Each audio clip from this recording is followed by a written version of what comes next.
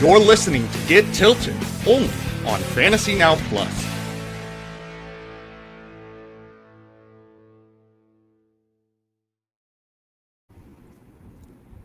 What's up, everyone? Welcome in to a weekend edition of our best ball stream here at Fantasy Now Plus on the Get Tilted channel. It is good to be back. We've been streaming a bit more lately. We're going to try and keep that ball rolling. Have some more drafts for you guys today. Going to try and get our 5 entries into the main event all figured out so that we can get that free ticket, which is a promo that they are running this weekend only. If you draft 5 main event teams, you will get a ticket for a 6th for free. As always, I am your host, Tim Holstad, and we're going to kind of hop right into it. Got a bit of a new layout here. Definitely let me know what you guys think, if you like this more. Hopefully you'll be able to see the draft better. I have already registered us. We literally need one more person to join, and we will be all set to kick off this first main event draft. Thinking of doing 3 drafts today. Did 2 on Friday, which counts towards that 5 total that I talked about, as you can see there on the right hand side of the screen. And now we're going to hop in.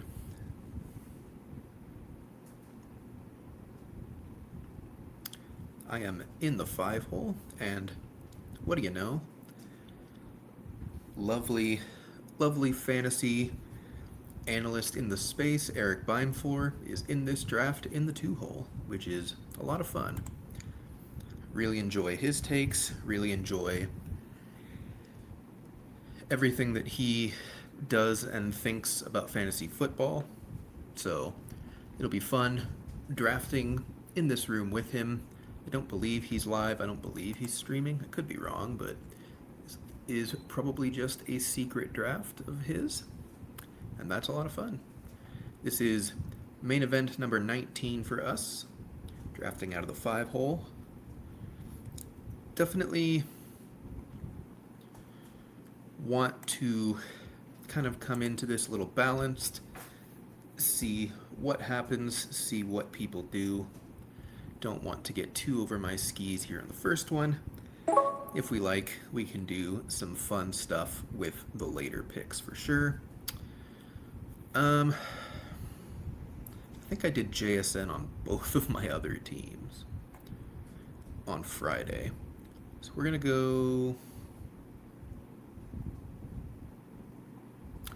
go Christian McCaffrey on this one.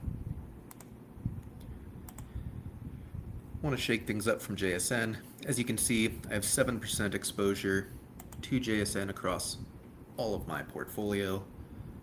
That's about where I want to keep it. I'm not super confident in the Seahawks offense, and I think JSN's a great talent, but I just don't really, at the end of the day, believe that Sam Darnold is anything more than like an average to below average quarterback. I think losing Clint Kubiak is huge for them, and it's possible their offensive coordinator is good and they continue their ways, but it's also, I think, a lot more possible than people are accepting that they're bad or mediocre. And I don't really want my first pick to be in a bad or mediocre offense, especially at 5th overall. I will still have some JSN on the off chance that I'm wrong, but because that's kind of my primary read into it, I'm going to fade him a little bit. I'll take him when he falls in ADP for sure, but I would definitely like to have more of everyone else going around him in CMC, Puka, and Chase compared to JSN, so that means fading him from the 5 spot every 2 or 3 times that you get the 5 spot. So, see how that goes. Pretty Well, I was going to say pretty normal, but we have Omarion Hampton going ninth overall, which is definitely a little earlier than his normal ADP. He's normally around this range in the second round, so someone definitely believes in the Chargers offense, which I don't blame them. I don't think that is a bad decision by any stretch of the imagination, but if you're going to do that, you also do need to make sure that you're somewhat unique. So we will see who they take at 16 once they're back on the clock. This draft is going very slowly so far. Feels like we have a decent amount of auto drafters in here, perhaps, or people that are just taking their sweet time to make decisions. When I'm back on the clock, lots of choices for sure. Achan's never a bad pick, neither is Bowers. I do want a bit more AJ Brown. I have 7% of him across everything, but I don't think I have him on any drafters teams, so if he's available here, I think I'll go that direction, but if not, we will see what else comes our way.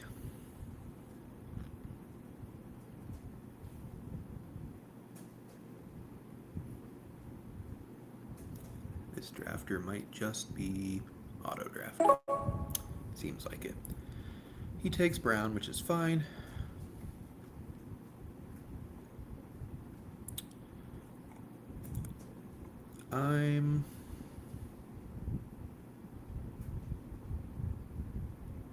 What do I want to do here? Let's take Trey McBride. A little early. Could have maybe gotten him in the third, but definitely want a team with CMC and Trey McBride. Both could be the guys you need. Both could be the total points #1 overall at their respective positions pretty easily. Don't have to sell yourself too hard on that, and Drafters is a total points contest. Just weeks 1 through 17, most points scored cumulatively across all of your players, across all other teams that are drafted, wins all the money. So don't hate that.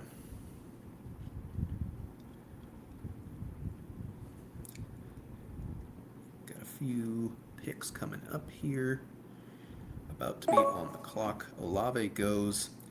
I think I am perfectly fine just taking Devonta Smith here at a bit of a value. Feel good about that.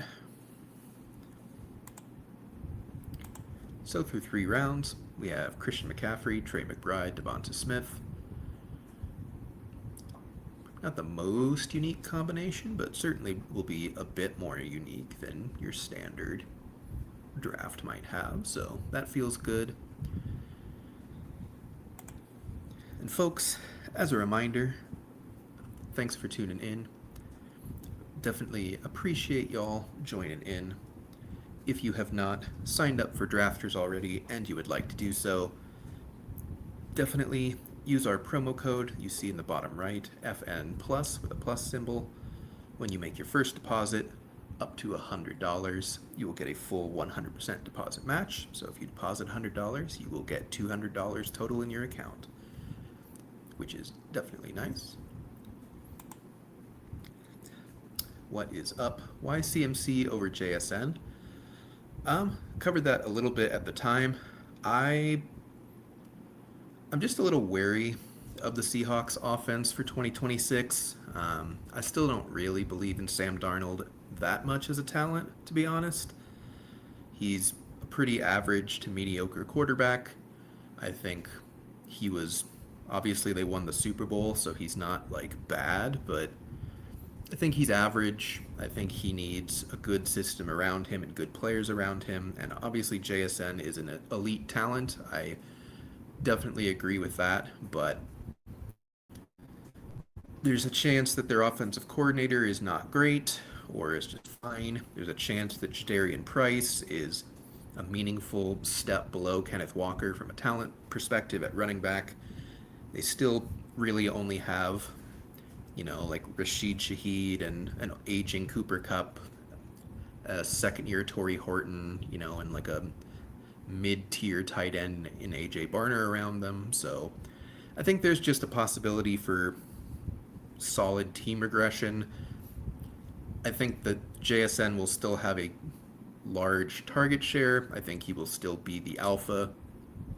But I think there's a chance the offense regresses to the point where he's not worth the fifth overall pick. And with CMC, really the only thing I'm worried about is health, which is a viable concern with everything going on in San Francisco, with the basic substation things that are going on, it seems like. But yeah, like I said, I'm not full fading JSN. I have like 7% of him across my best ball portfolio, but I would like to be a bit more overweight on CMC than JSN. I think JSN should probably go more in like the 7 to 10 range, personally. Back on the clock here.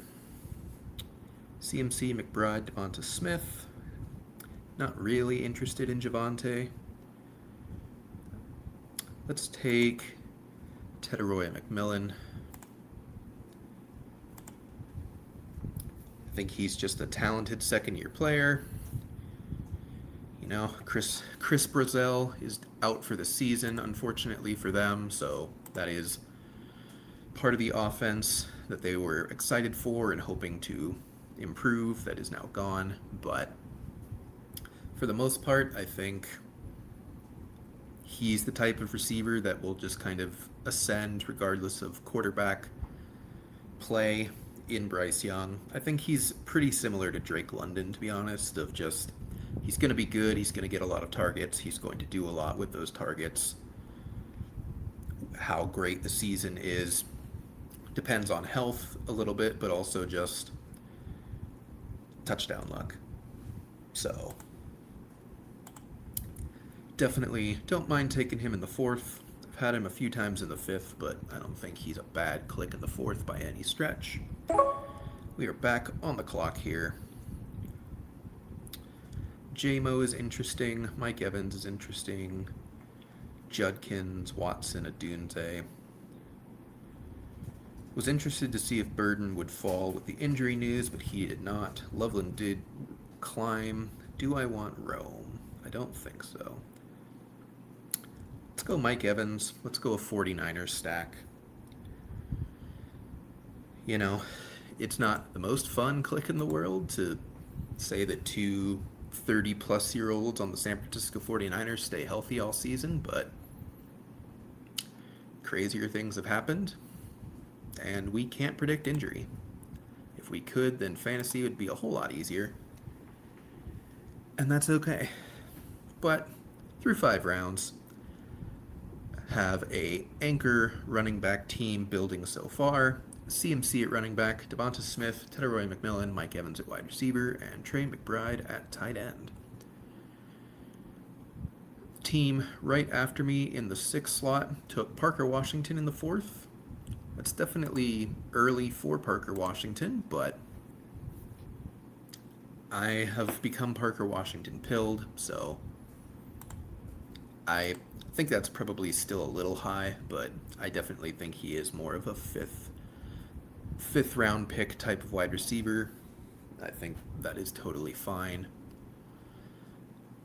Quarterbacks are going kind of early in this draft. This is Allen's ADP, but Lamar went very early. May has gone earlier than his ADP normally is, and they're all unstacked, which is also something to keep an eye on.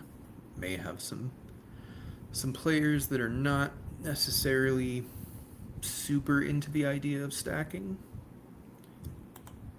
which is a good thing to do in best ball. It just reduces the number of things you have to get right. If your quarterback is going off and the receiver you take or receivers you take are healthy, there's a decent chance that they will also be going off, and then that just raises the floor and the ceiling of the whole team. So in total points, it's slightly less important than a week 15 through 17 playoff contest, but I think for the most part,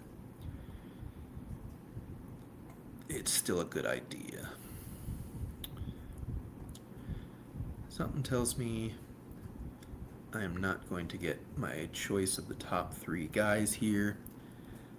I would guess that they do not. Okay, Brian Thomas Jr. goes. So I will get at least one of these 3 guys. I like all of them.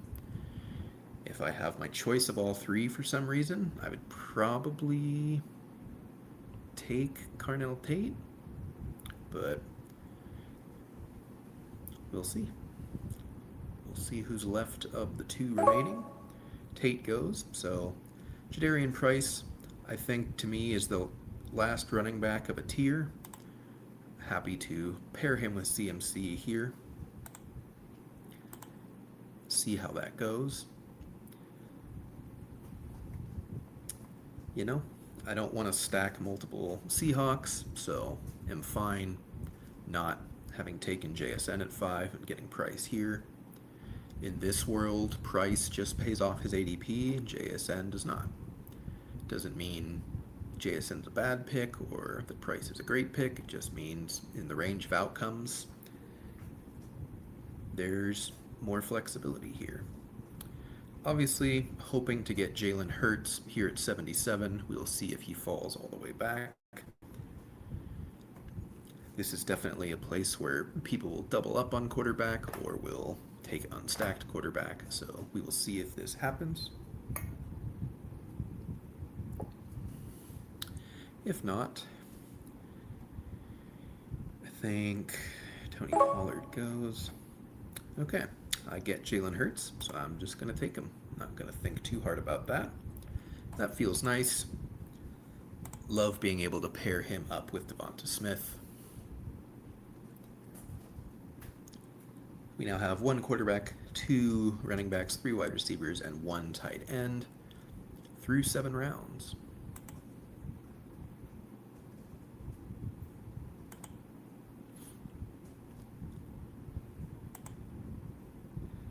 Appreciate everyone tuning in. If you have not liked the video and subscribed to the channel, definitely encourage you and ask you to do so. We appreciate the support for sure. Have a bunch of channels in the works, have a bunch of content in the works. So definitely like and subscribe to the Get Tilted YouTube channel, as well as the Fantasy Now Plus YouTube channel and the Fantasy Now Plus Twitch channel. Definitely appreciate the support.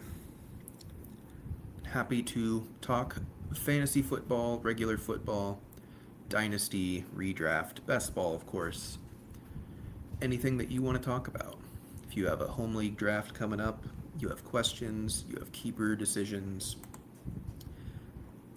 anything at all, happy to talk through.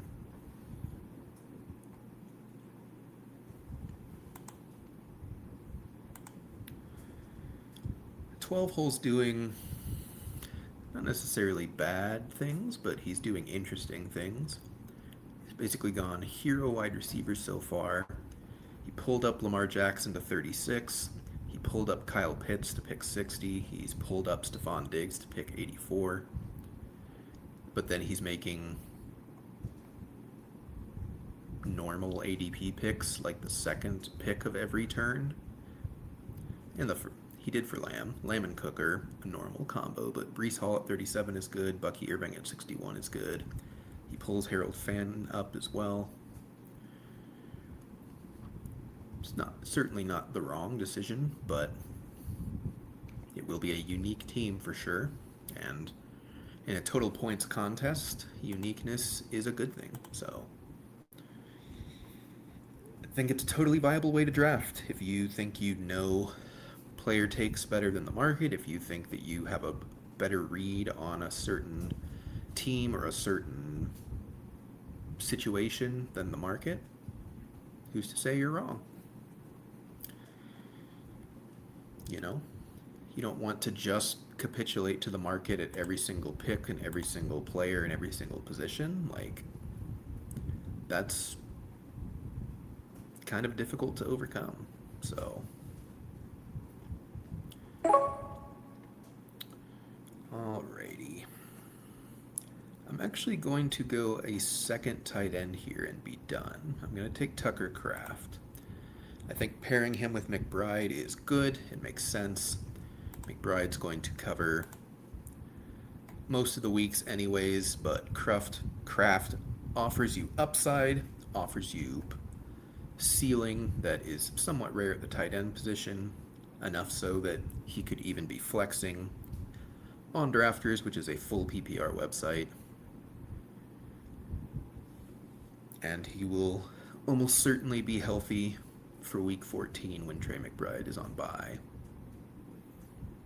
Don't hate that whatsoever.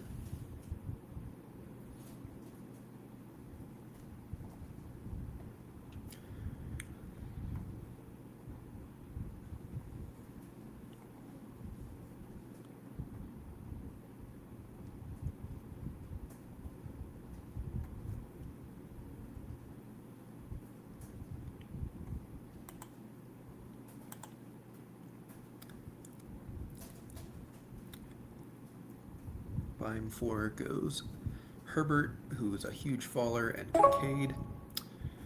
3-hole takes Brock Purdy unstacked, which is pretty annoying, but whatever. I could double up on Eagles with Mekhi Lemon. Michael Wilson is here. Doubling up on Cardinals. Addison, Pierce, Dobbins. Let's go Michael Wilson. Is it likely that the Cardinals are crushing? I don't think so, but you never know. We didn't expect them to crush last year, and yet crush they did. So anything is on the table in this contest. It is total points. It doesn't need to make sense. It just needs to score points. So we are at a 1-2-4-2 through 9 rounds. Jalen Hurts is our lone quarterback. Christian McCaffrey, Jadarian Price at running back.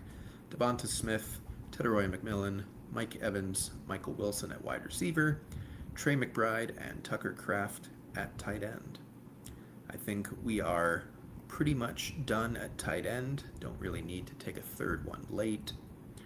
Not unless there is some type of extreme value available, but can basically cross that off the board. If I get Jordan Love at 116, then I probably will call it at quarterback as well. We will see if he comes back. I have the Jaden Reed drafter in front of me, the Christian Watson drafter in front of me. I'm, of course, the Tucker Kraft drafter. And I don't think Matthew Golden has gone yet, which is helpful. So that will be interesting to see.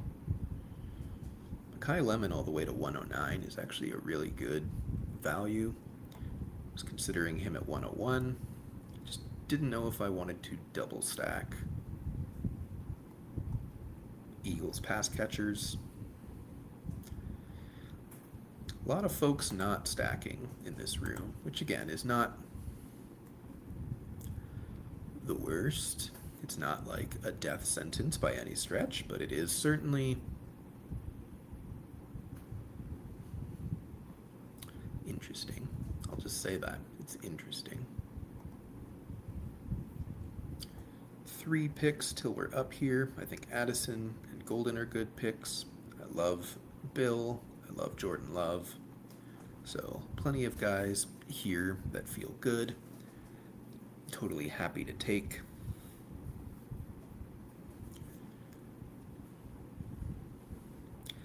I could, in theory... there's too many teams that have just taken unstacked quarterbacks behind for me to feel super comfortable about pushing Love around the turn, unfortunately.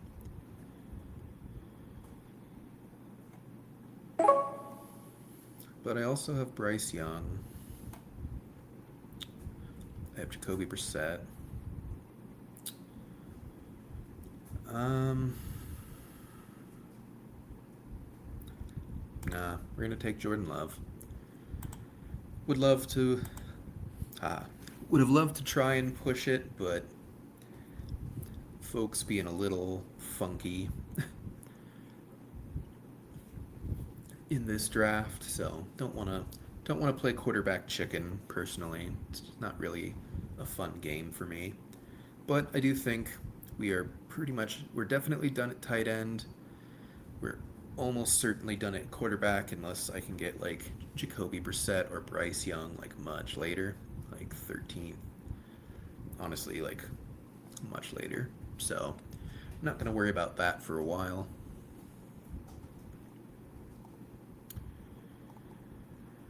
Really wanted to go Bill at my last pick. He did not fall, unfortunately. Xavier Worthy is here. That feels good. Shakir is here, and that feels good. Concepcion feels good. What do I need more of? I'm going to go Worthy. I like the upside. Chiefs offense is an offense that I would like to invest in, so 11th round, pick 125. Xavier Worthy feels nice. Feels like a good click to make, especially past ADP. So we are up to a 2-2-5-2. Quarterbacks, Jalen Hurts, Jordan Love. Running backs, Christian McCaffrey, Jadarian Price. Wide receiver room of Devonta Smith, Tedaroya McMillan, Mike Evans, Michael Wilson, Xavier Worthy. Tight end room of Trey McBride and Tucker Kraft. Obviously, running back is the primary concern at this point, but I am not too worried about it. There are some solid clicks throughout the rest of the rounds that I feel totally fine having as RB3 and later. Still a lot of good wide receivers on the board as well. I don't think making a strength stronger is a bad idea either.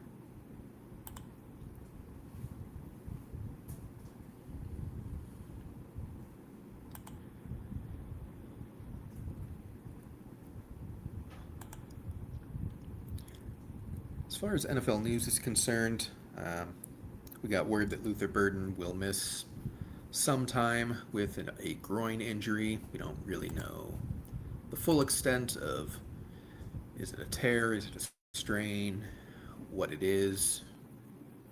Don't know the exact time frame, just some time.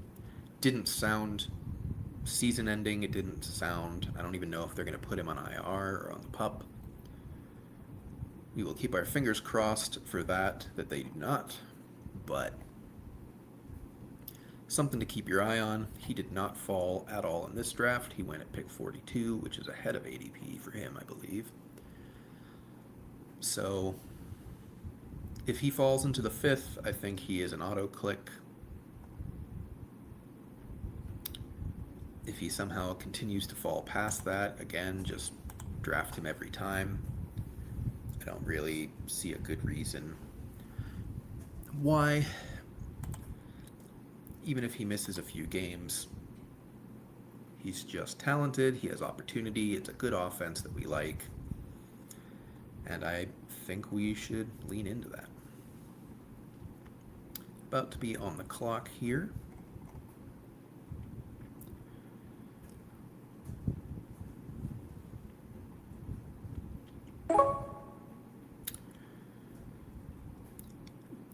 Having Dejon Stribling would give me my third 49er, but not having Brock Purdy makes that a little less interesting. I do think we're going to go Woody Marks here. He's a running back that will be getting touches to some extent. He's certainly not the most exciting running back in the world, but that's okay. He is a bench player for a reason. He is just there to provide a couple weeks. Maybe he has a long receiving touchdown or two. And that's all we really need him for. The hope of this team is that CMC is hit good every single week like he was last year, and that Jadarian Price just wins the backfield and plays well all season long. And, that's a thin bet, absolutely, but it's not impossible. Not impossible at all, so. Beim 4 takes Flanoy as per usual. He absolutely loves that man, which I agree with for the most part. And I'm just going to take Tajay Spears. He's just going to have a role. He really is. He will be the pass-catching back for this team. If the offense is better than we're expecting, then I think Spears will have some games. And if Pollard gets hurt, then I don't think Spears becomes the workhorse. I think they probably mix in Nicholas Singleton, but I think Spears is still the more talented player. I think he still has more upside. Obviously, you need him to stay healthy, but we have no control over that. We just have to draft and hope. So that's what I'm going to do.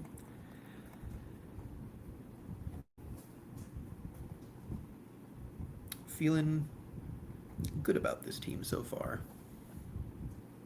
Again, you're going to have to bank some weeks from running back in Marks and Spears for sure, but I don't think that that's impossible. I don't think that's going to be... It will be difficult, but it's certainly achievable. Obviously, you need a 0.01% outcome to be the top scoring team in this contest anyways, so you certainly want to draft for things that are still able to be accomplished, but I don't think it's outside the realm of possibility that Woody Marks and Tajay Spears give you 2 to 3 good fantasy weeks each. Be impossible to figure out which weeks in redraft most likely, but best ball, I don't have to make that choice. I don't have to think about it. Don't have to worry about it. Just click. About to be on the clock here. Couple excellent picks on the board. We will see what happens. I'm going to take Omar Cooper Jr. First round pick. I know it's the Jets, but Kenyon Sadiq sounds like it is going to miss some time. If he does miss the start of the season, or even later into that, that is less competition for Cooper. It's just Garrett Wilson, and the real question becomes, can he beat out A.D. Mitchell? Is he better than A.D. Mitchell? That's kind of up in the air. I think Mitchell's talented for sure, but will he truly ascend? Will he truly just become the clear number 2 on this team? Only time will tell.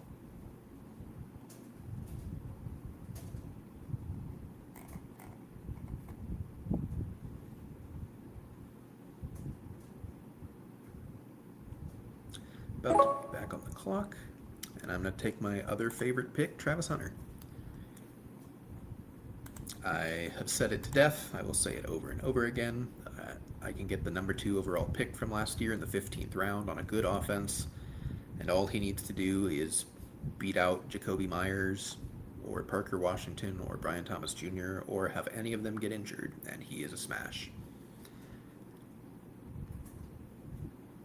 Sounds great to me, especially on this team as my 7th wide receiver. Feels great. He only has to hit my lineup like 2 or 3 times to pay off his ADP. Feels pretty likely that he can do so. as long as, again, health is required, but we cannot predict health, so we're not going to try. Through 15 rounds so far, I have a 2-4-7-2.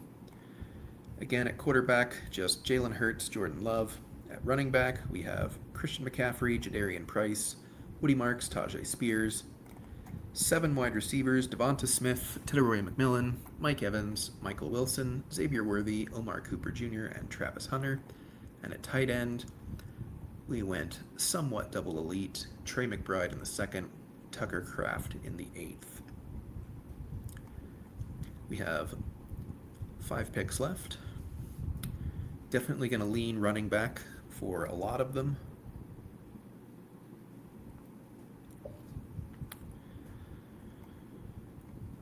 Probably not going to touch their quarterback now.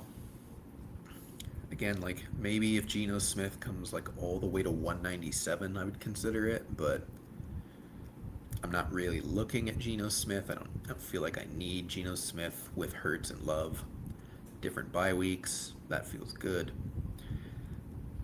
Again, tight end, like not super interested in drafting another one at this point with Kraft and McBride already on this team. Same with Geno, like if Sadiq falls 2 or 3 rounds, then I might just click the button out of interest, but for the most part, it's just going to be running back and wide receiver the rest of the way. Probably more running back than wide receiver. Already have 7 receivers.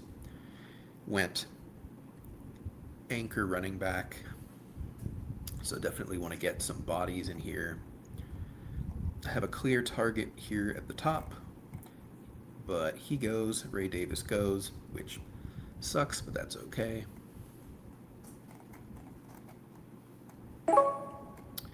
We are on the clock.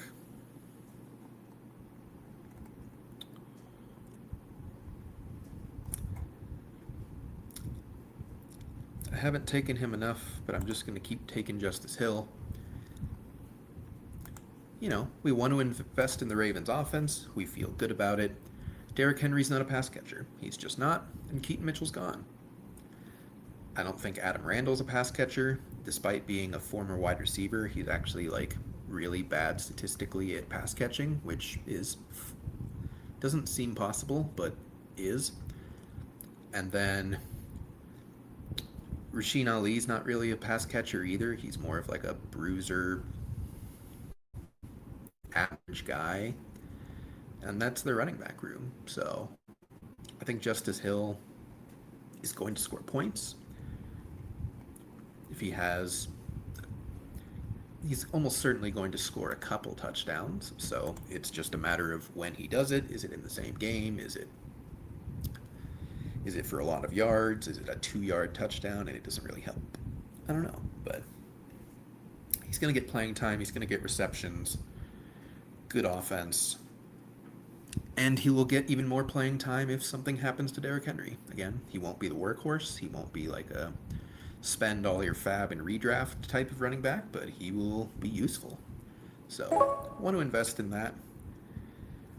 I'm also going to take Sean Tucker, Buccaneers' 3rd string running back, but the bet for Tucker is pretty simple. It's just, does he get the goal line work? Because if he gets the goal line work, then he will be a valuable pick. If he doesn't get the goal line work, if it's purely Bucky and Gainwell that are getting most of the snaps, then Tucker is a pure handcuff, but not a terrible handcuff. I mean, Bucky's had injury problems both of his seasons. Gainwell is a little undersized and probably can't be a true workhorse. So it's not the worst backfield to invest in. It's not the worst backfield to make a bet that maybe he gets a role, maybe talent wins out. We don't know. We will see on that regard. I'm thinking probably 2 more running backs and 1 wide receiver here in the last 3 rounds, which would put us at a 2-8-8-2, which feels totally fine. Again, none of the quarterbacks fell. None of the tight ends fell that are interesting to me, so I'm not going to care all that much about taking a third of either position.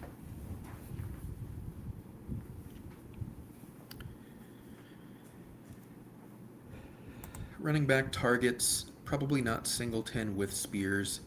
Emmett Johnson is interesting, probably not Kalen Black with CMC. I am always James Conner pilled. I think he has a lot of contingent upside that he just goes somewhere else. DJ Giddens, I think, probably wins the Indy backup job over McGowan. It gets ugly fast, though. I will definitely say that. It gets ugly fast. Probably going to go Emmett Johnson here unless he's taken, but we get him. He seems like he's in line for the backup running back job in Kansas City at this point. He's kind of the only back besides Kenneth Walker that can do a little bit of everything, which feels good. You know, yes, they have Amari DiMarcato, but he's a pure passing down specialist. Yes, they have, oh, what's his name? I'm already forgetting his name from last year.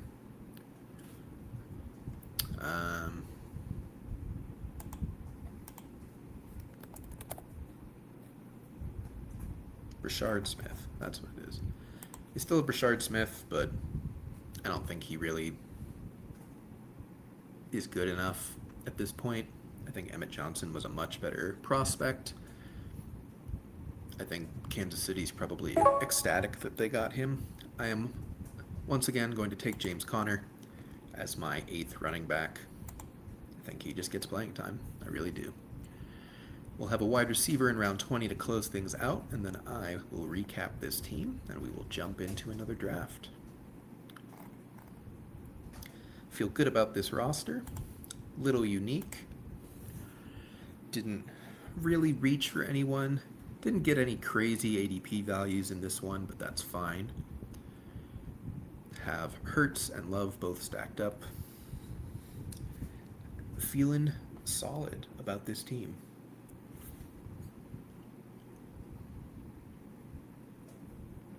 Some wide receivers to consider. What do we need?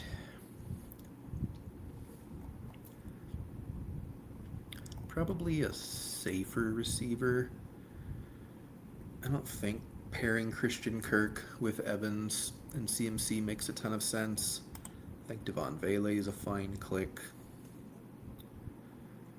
I still believe in Surratt.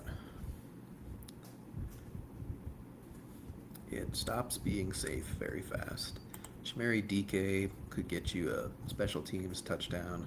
Been clicking a lot of Demario Douglas lately. I think he's safe. Yoshivas is probably still the wide receiver 3. Maybe Mac Hollins even is like not safe, but could get a game or two. Olamide Zacchaeus is just kind of low-key, probably the wide receiver 2 to 3 in Atlanta. Like, it's between him and Jahan Dotson. I think Dotson I skipped.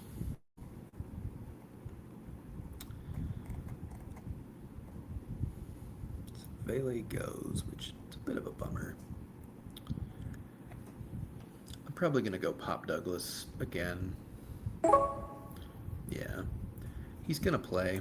It's a good offense that we like. That's going to do it for draft number 1, folks.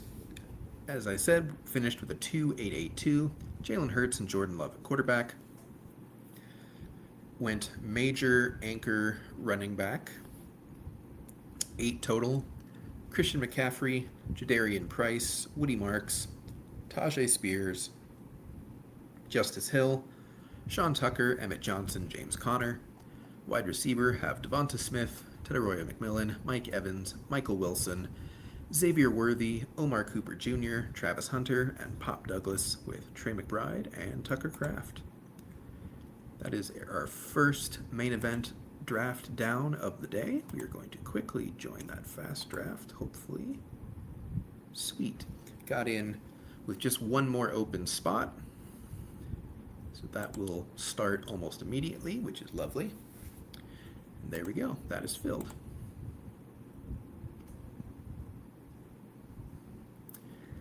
We get the 8 hole in this one.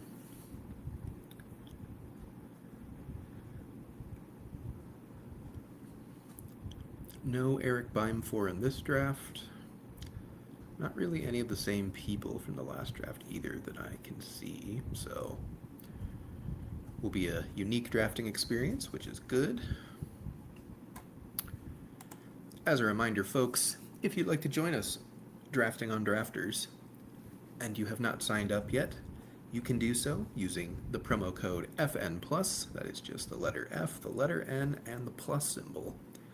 When you do so, when you make your first deposit, you'll get a 100% deposit match up to $100. So if you deposit $50, you'll get a $50 deposit match for free.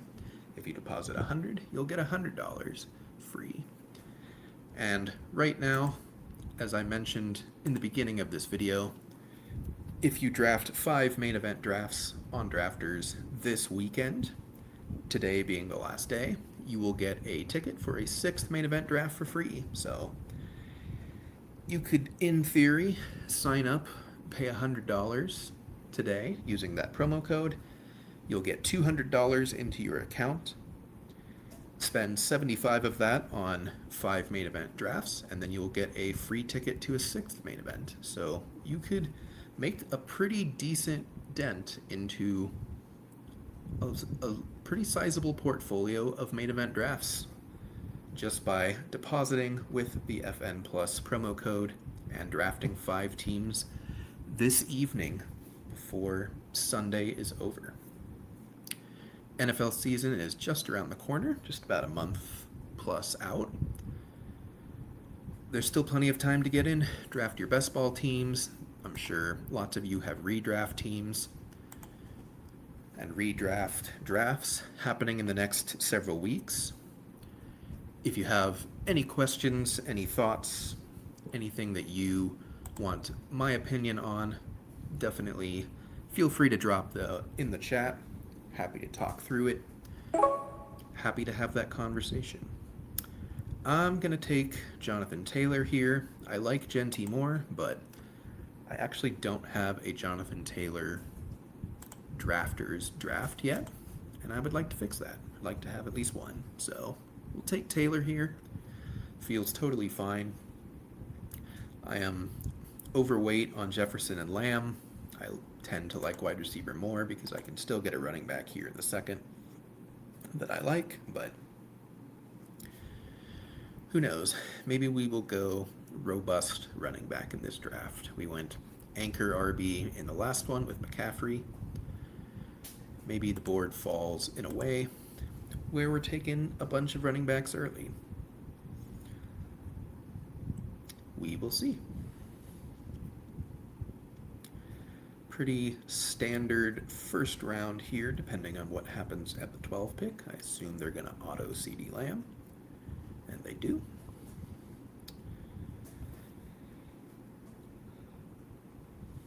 We will see if anyone pulls any players up, or if I'm going to be left with the Chase Brown, Devon Achane, Derrick Henry type of decision.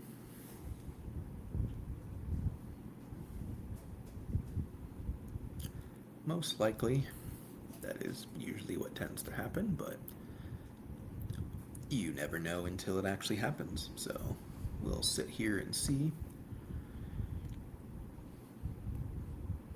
About to be on the clock, and yep, it went just straight ADP. I will go Achane. We'll double up on running back here. We'll see what happens at 32, 41, all that good stuff. But for now,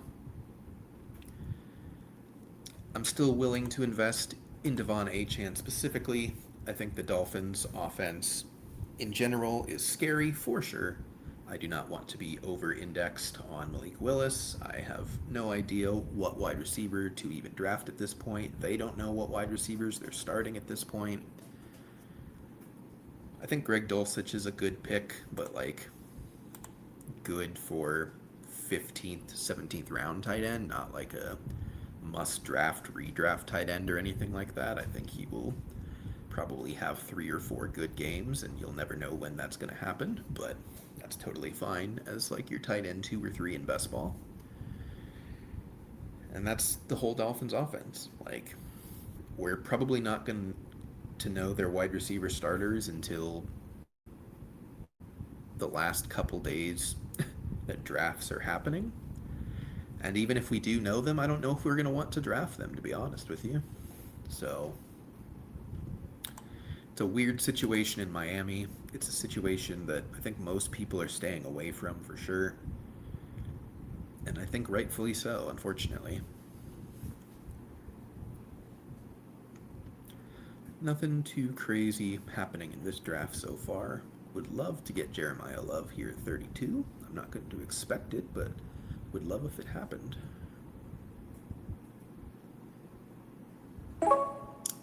We do not. Probably not going to go triple running back here because of that.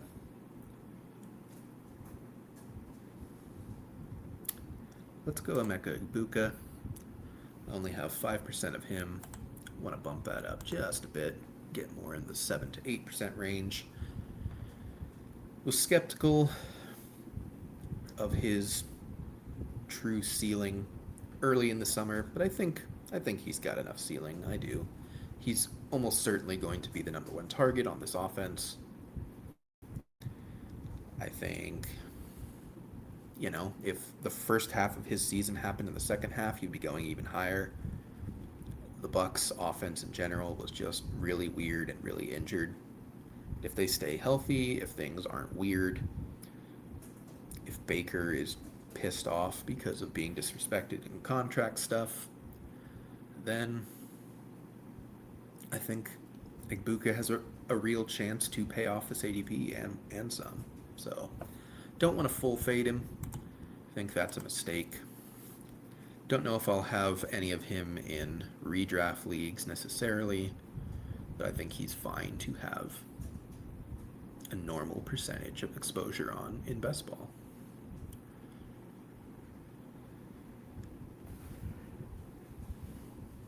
Colston Loveland goes. I assume Jalen Waddle. He does not. I get Jalen Waddle, which feels good. As you can see, I have 15% of Waddle. He's so much better than a 4th round pick. He just is. He was an elite fantasy producer when he was by himself in Miami. Bo Nix is markedly better than Tua. The offense is markedly going to run through Waddle more than it ever did in Miami once Tyreek Hill got there.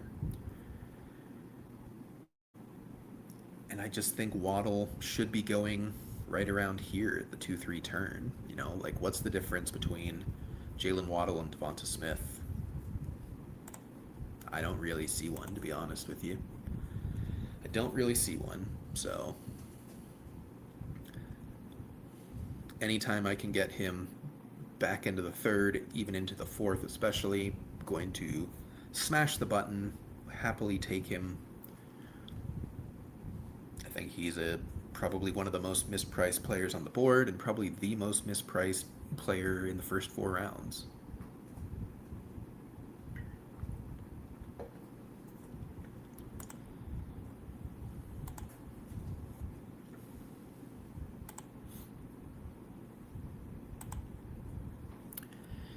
So through 4 rounds, we have 2 running backs, 2 wide receivers, Jonathan Taylor, Devon Achane, Emeka Egbuka, and Jalen Waddle. Didn't have to reach on Egbuka or Waddle, which feels nice because usually you do to get those players because they are very popular in a lot of fantasy circles. So it felt good to get them both at ADP without having to go wild.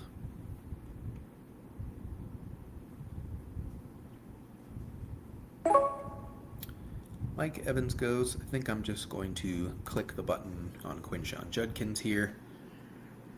Don't love all of my running backs being on questionable offenses, but they're all going to get volume for sure, and if they get touchdown luck, then it won't matter. And, JT's offense, obviously a lot better than Miami or Cleveland's projects to be, but I still do think that Daniel Jones is a bit overrated by the fantasy community. I feel like people forget that he was not good at the quarterback position in New York, and he was only good for fantasy last year because he ran, and he's not going to run because he has a torn Achilles that he is recovering from. So feels pretty self-explanatory to me. I think Taylor is wildly talented. He deserves to be a first-round pick. I have warmed up to that idea at least. I am taking him now, but I think there's plenty of opportunity for this to fail.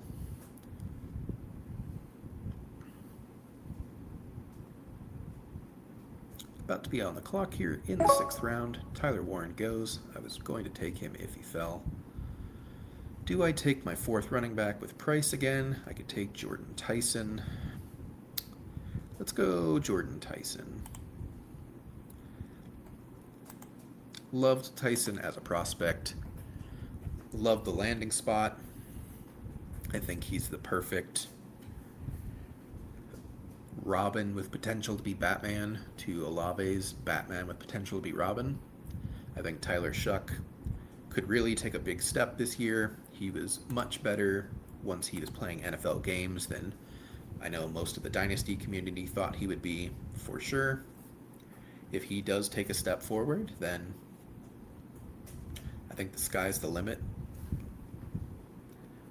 And I trust Kellen Moore as a play caller.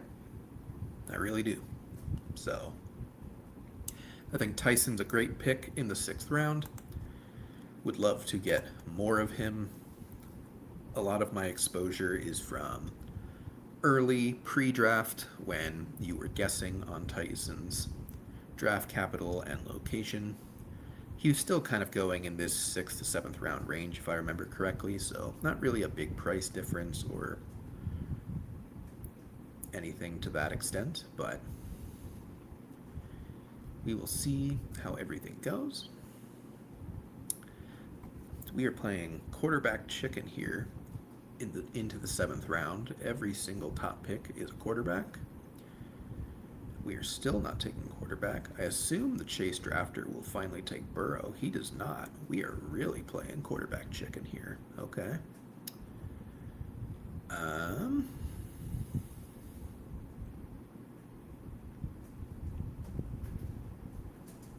that's interesting. I don't know if I've ever seen this happen before. We are still playing quarterback chicken. Joe Burrow finally goes. I assume Drake May goes right here to the A.J. Brown drafter. And then I assume Caleb goes here to the Burden drafter.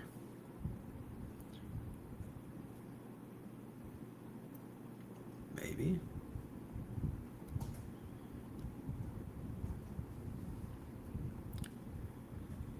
He does. Do I want Jalen Hurts again?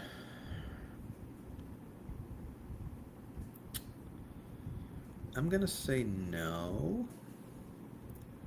We're going to take RJ Harvey. I just love the upside of RJ Harvey. I really do. I think there's a solid chance that he wins the job outright at some point in the season, and even if he doesn't, we're otherwise making a bet that J.K. Dobbins stays healthy, and that's usually a bet that never pays off. So, good offense. Obviously, I love Waddle. It's an offense that I want to be invested in personally. Could have taken Hurts there. unstacked. I don't think that would have been a terrible move either, but all my stacked quarterbacks go a lot later. A couple of them share the same bye week with Hurts, so would kind of force myself to have to take 3 quarterbacks anyways in that regard, and I don't think I necessarily need to do that. So we're going to let this play out. All right. I could take Tucker Kraft again. I don't like Cortland Sutton. I do like Michael Pittman. I do like Kyle Pitts. I like Blake Corum. Let's go Michael Pittman. He's safe. He will get everything that Aaron Rodgers can throw at this point. The underneath stuff, the dump offs, the checkdowns. It's going to be Jalen Warren and Michael Pittman pretty much exclusively, and some Pat Freiermuth, but I do not like DK Metcalf's cost at all. He went a little early here, but he still goes in like 75, 78-ish range. I just don't think Rodgers can throw the deep ball, like, with any kind of consistency or accuracy. He refuses to stand in the pocket and take a hit. He's not going to be taking 5-7 step drops very often. He doesn't have the athleticism to extend plays and scramble around in the pocket anymore like he used to. He's just kind of a checkdown artist, and Michael Pittman is the king of catching checkdowns and the king of catching stuff over the middle and underneath. So I think that Pittman is the much better price of the two. I think he will be the better scoring wide receiver of the two, so I'm happy to pass on Metcalf normally unless he falls and just take Pittman in round 8 instead. Which is boring. Absolutely. It's a very, very boring pick, all things considered. But you do need some boring. You need to score points. You can't draft only upside. You can't draft only boring. In a total points contest, you need a good mix of both, and you need pretty much all of your bets to hit one way or the other. So, we have Tyson, we have Ibuka. Those are high upside bets that we're making. But we also have Waddle, who I think is pretty safe, and Pittman, who's pretty safe. So it's a good mix. Same with the running back position, a good mix of upside and floor. But the floor players also still have upside built in. Definitely more balanced than our last team was. I think we only had 2 running backs in the first 12 rounds or so. Stephon Diggs goes at pick 100 here. Kyle Pitts goes 2 picks away. J.K. Dobbins. And who are they going to pick right in front of me?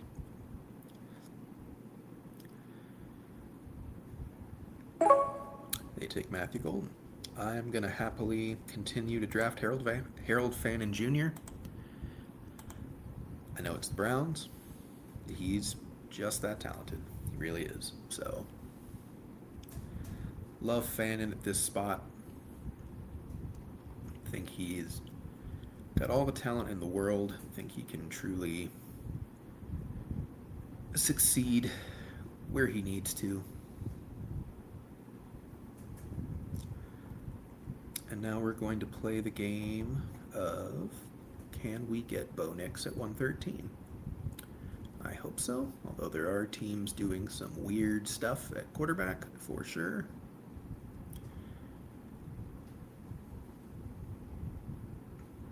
Hopefully if they take an unstacked quarterback, they take Stafford. They do not. I will take Bo Nix, stack him with Jalen Waddle, which feels great. I think Bo Nix is an underrated fantasy quarterback this year. And now we will see if either Baker or Tyler Shuck make it back to us at 128. I don't expect either of them to do so, but it's possible. All we can do is kind of cross our fingers and hope. So far, through 10 rounds, I have a 1-4-4-1. Bo Nix as our lone quarterback. Running backs Jonathan Taylor, Devon Achane, Quinshon Judkins, RJ Harvey. Wide receiver Emeka Egbuka, Jalen Waddle, Jordan Tyson, Michael Pittman Jr., and Harold Fannin at tight end.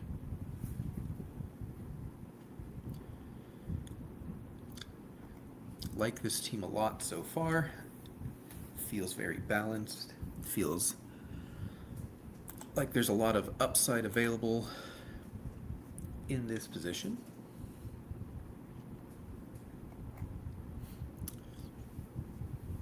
And we're about to enter a tight end pocket, a couple wide receivers, a couple running backs, all of which feels good. Something tells me Shuck is not going to get by the Chris Olave drafter at 125. He did take Burrow unstacked, but I think that's just because Burrow was falling a lot. Maybe we get lucky, but I am not expecting to get lucky.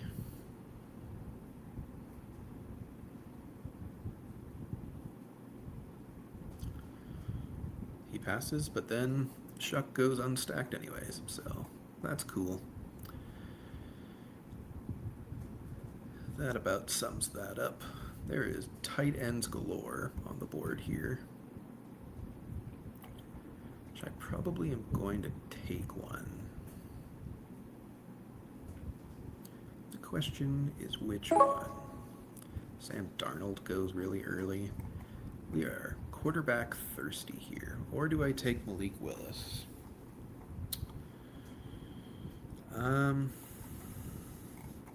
I actually do think I take Malik Willis. See if all these tight ends come back around. I liked basically all of them. They were all flat for me, so would rather take Willis. He pairs with Achane. Don't love having him as my second QB, but the bet on this team is that Bo Nix is the guy and Malik Willis fills in for a couple good weeks.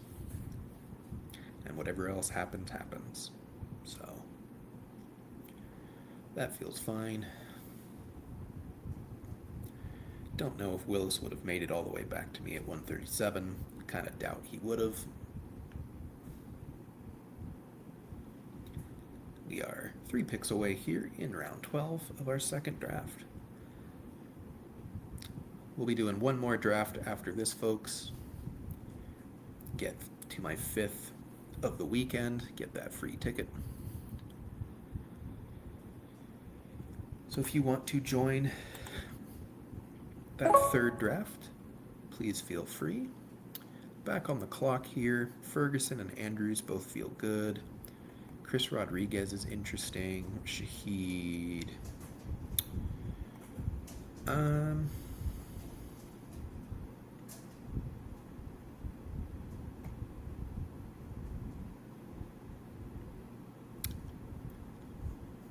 Let's actually go Chris Rodriguez.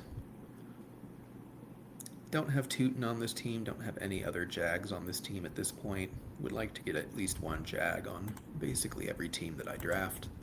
I think their offense is worth investing in. And he adds some more, I think, somewhat safety, some baseline of running back points that's nice. I kind of view him as like a nice pairing with RJ Harvey. Like Rodriguez will probably get a lot of work early and it will taper off as the year continues, as Tootin continues to grow, and Harvey will get more work as Dobbins starts to fade. So I think those are a decent tandem to draft together. Pair with your 3 mainstays in Judkins, Achane, and Taylor. Could probably stop at 5 running backs and feel totally fine. I think tacking on a 6th is also completely fine for this team. I know there was a lot of tight ends available, but I like the late round tight ends a lot. I think they're some of the best values on the board. And I think running back really starts to die off right around this range. There's a couple left that are fine, but no one that's truly just like absolutely have to have.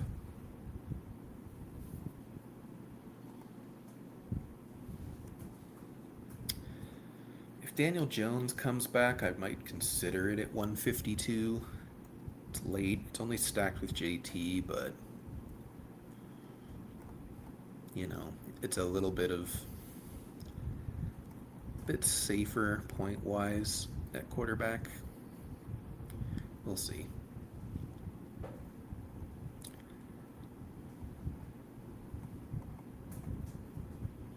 We'll see.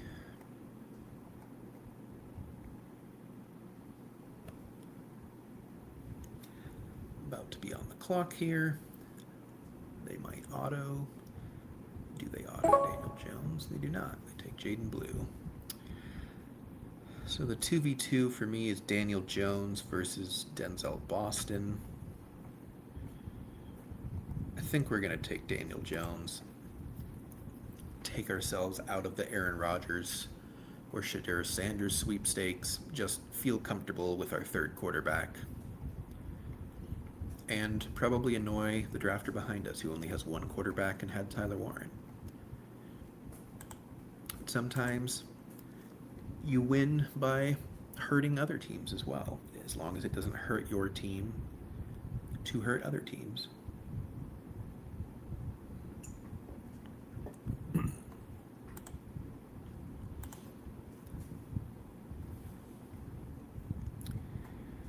There's a chance Boston comes back. There's a chance Cooper comes back. Flanoy. Obviously Mitchell and Hunter as well. I like Chig if he comes all the way back. I like Tank Bigsby. Not Samson with this team, but maybe Charbonnet? Maybe?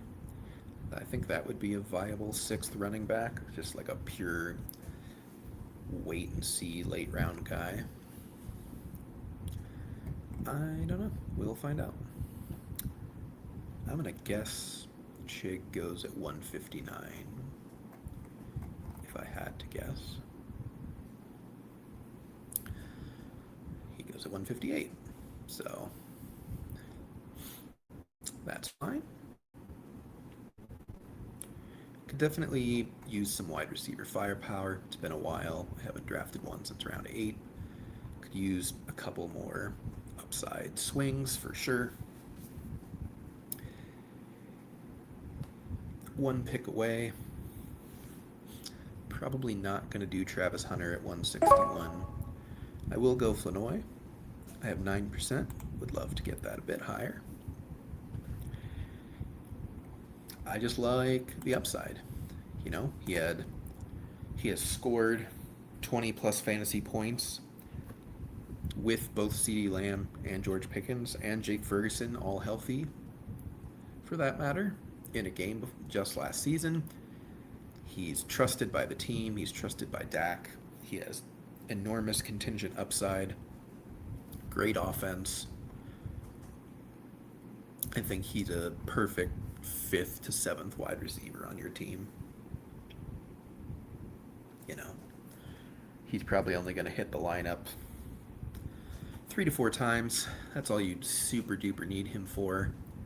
You just hope when he does hit the lineup that they are 18 plus point games.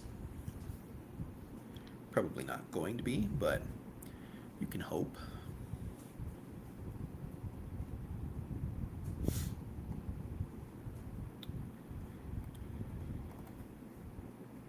Definitely want to be thinking about my second tight end here. Only have Harold Fannin so far. We are starting to get to the range of tight end gets real gross real fast, and suddenly you're left holding the bag. Gadsden definitely scares me. 14 picks past ADP, I wouldn't hate it, although if I get Travis Hunter here at 176, I'm just going to click him.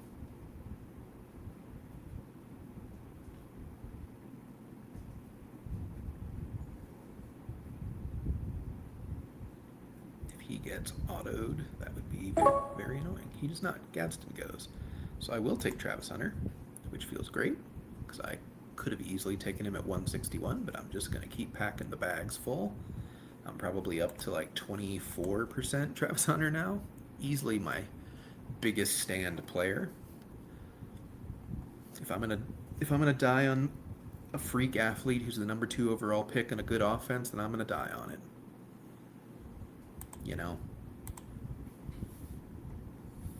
Will that suck? Sure, but I have no control over it. All I know is that he's talented, it's an offense I want to invest in, and he's wildly cheap. So we'll see what happens.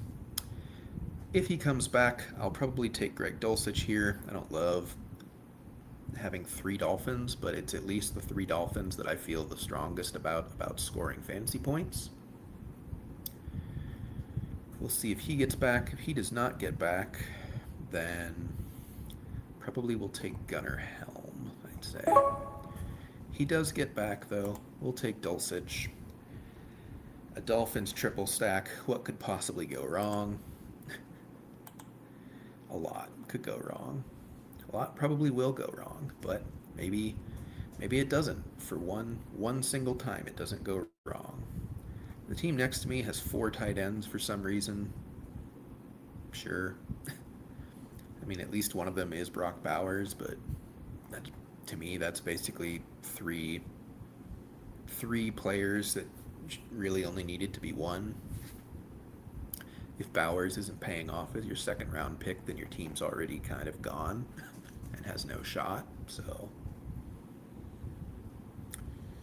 you know, it is what it is.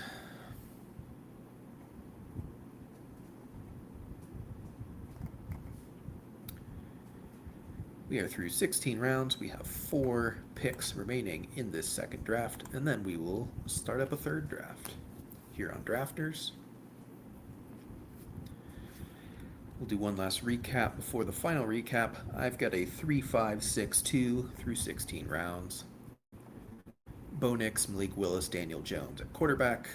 Jonathan Taylor, Devon Achane, Quinshon Judkins, RJ Harvey, and Chris Rodriguez at running back. Wide receiver is Emeka Egbuka, Jalen Waddle, Jordan Tyson, Michael Pittman, Ryan Flanoy, Travis Hunter.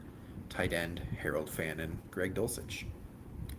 Feels lovely, personally. I will take Gunnar Helm if he gets back to me. Otherwise, he does get back to me. So we will take him. We are done at tight end. That feels good. I probably once again annoyed the drafter behind me who has Cam Ward and Wandale. Though he takes a 4th quarterback in Shadur Sanders. So the teams directly around me have taken 4 quarterbacks and 4 tight ends, respectively. Which, sure, if you like.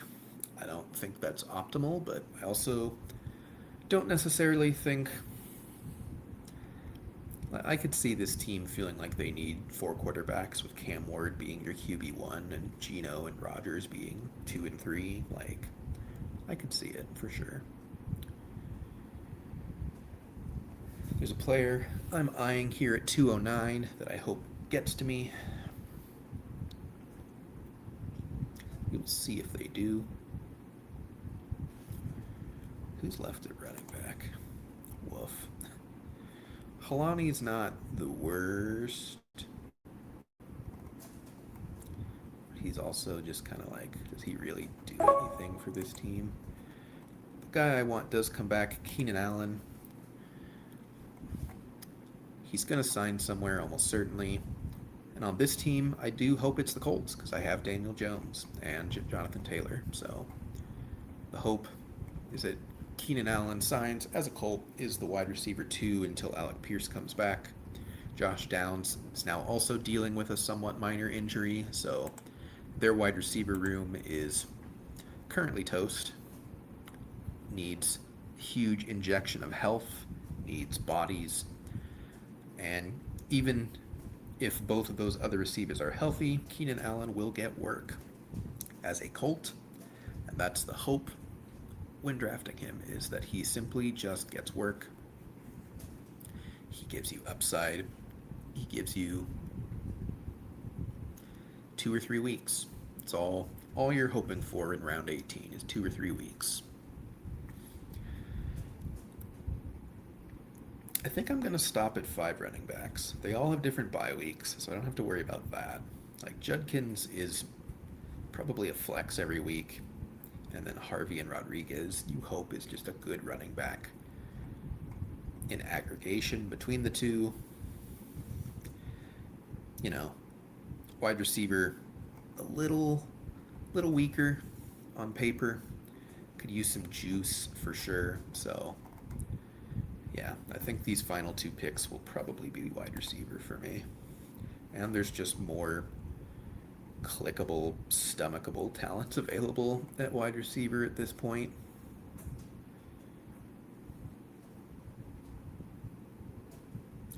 Jacoby Lane is now going in round 17 off of camp hype.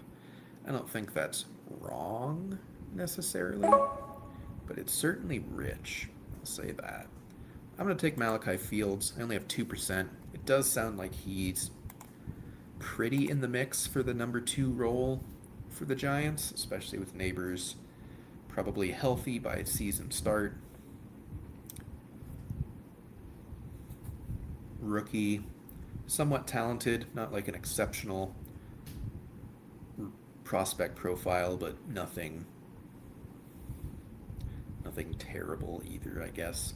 I didn't like him particularly. I think he does not separate at all. I think he is a pure jump ball, go ball type of receiver, but I think that's fine with Jackson Dart.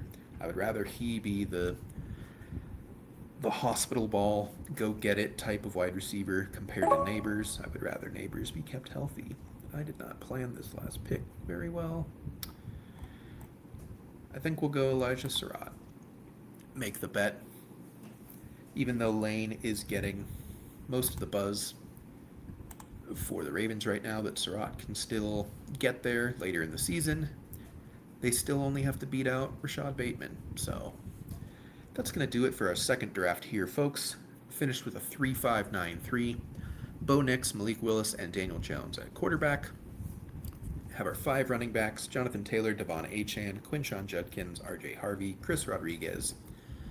9 wide receivers: Emeka Egbuka, Jalen Waddle, Jordan Tyson, Michael Pittman, Ryan Flanoy, Travis Hunter, Keenan Allen, Malachi Fields, and Elijah Surratt. And a perfectly cromulent, as Davis Maddock might say, tight end room: Harold Fannin, Greg Dulcich, and Gunnar Helm. We're going to do one more draft. Normally we do 2, but I need to get... can I get in here? I do. Excellent. Although now it's being weird. There we go. I got the 12th spot on this draft, which again feels great. And all different people again, so feels good. Have the 9 hole. Really wish I could get an early draft slot on drafters, but whatever. We'll deal with it. But yeah, usually do 2 drafts. Today we're going to do 3. It's the weekend. We're partying. And I want to get that free main event ticket. Again, if you are just tuning in and you want to draft with us on Drafters and you have not signed up yet, please use our promo code FN+, as you see in the bottom right of our screen. When you do that, and you make your first deposit, you will get a 100% deposit match up to $100 for free. So if you deposit $75, you'll get $75 free. $150, you'll get $100 free, because 100 is the max. But that's still a free $100, which I don't think anyone would complain about. And if you draft 5 main event drafts this weekend, so by the time Sunday is over, anytime the 7th through the 9th is the qualifying period. But if you draft 5 main event drafts, you will get a ticket for a free 6th one put into your account tomorrow. So if you've been on the fence, If you've just discovered Drafters and you are intrigued, use that promo code, make that deposit, and draft those main event drafts. First place in the main event wins $250,000, which I don't think anyone would be mad about winning. And you get a championship ring, which I think is pretty cool. You get a physical representation of how good of a drafter you are, on top of $250,000, which obviously I think we would all choose the money, but the ring is a nice little consolation prize, in my opinion. But we are in our last main event draft here of the day from the 9-hole. Let's see what comes back to us. I'm not going to take Taylor again. It's going to be one of these wide receivers for me. Would love Amon-Ra, but I expect him to go here. We are counting down. They might be autoing. They just take Amon-Ra. That's fine. I'm going to take Lamb. I still want more Lamb than I want Jefferson. Just like that offense more. Like the quarterback more. So I will reach a couple picks for CeeDee Lamb here at pick 9. And see who is available at pick 16 for me. We have Taylor and Cook go off the board at 10 and 11. 12-hole is on the clock. They take Jefferson and pair him with someone they are thinking about. Saquon. Kenneth Walker goes.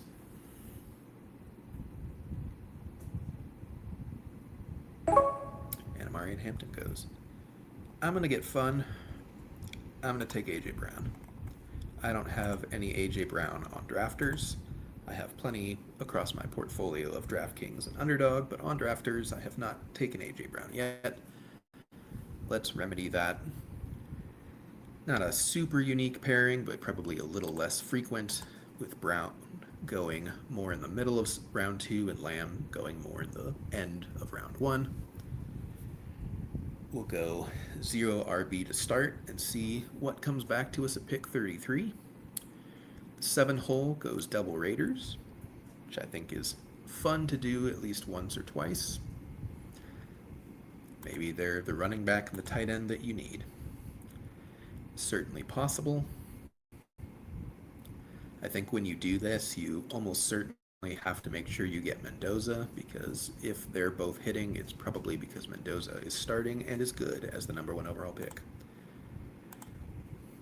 But obviously, you don't need to take Fernando Mendoza at 31. You can take him in like the 170s.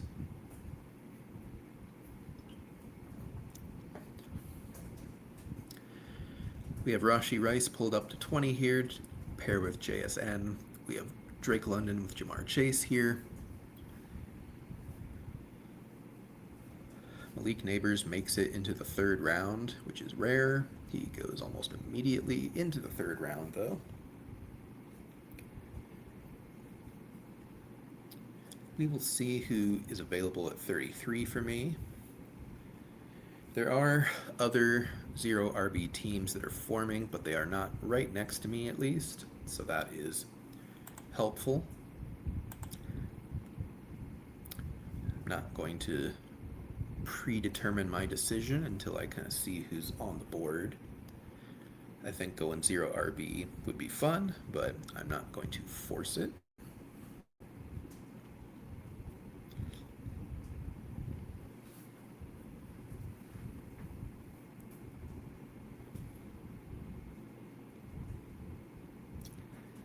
Buka goes at 30, Flowers at 31,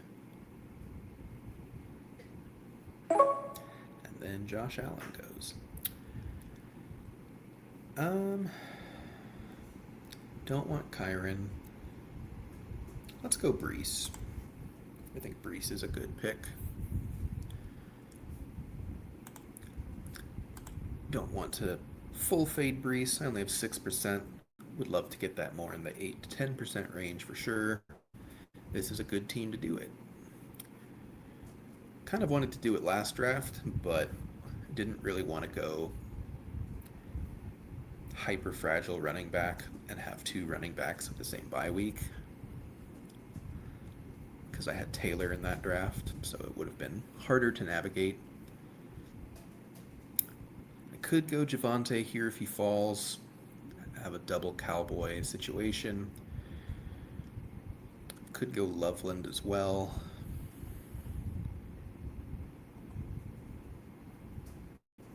We will see what happens here. Loveland goes. I'm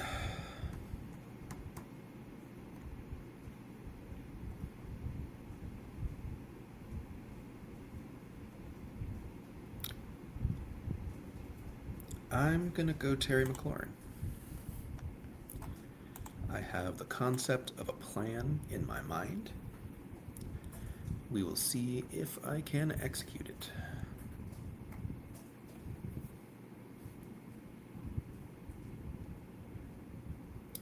Through 4 rounds, have CeeDee Lamb, A.J. Brown, Terry McLaurin at wide receiver, and Breece Hall as a round 3 anchor running back.